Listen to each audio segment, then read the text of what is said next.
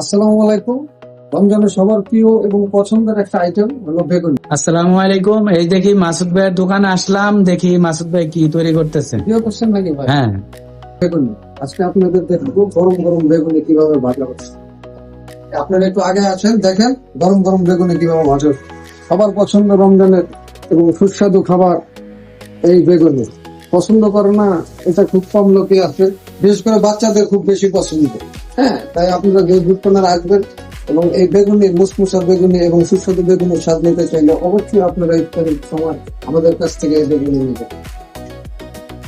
সবকিছুই দেখেন একদম ঘরোয়া পরিবেশের মতো, কোনো একটা মাছি মুছি কোনো কিছুই নেই, একদম ফ্রেশ, কোনো ময়লা যাবতীয় কোনো কিছুই নেই।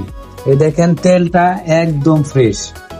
আর মাসুদ ভাই দেখেন একদম নিরিবিলি সুন্দর একটা জায়গায়, কোনো গাম,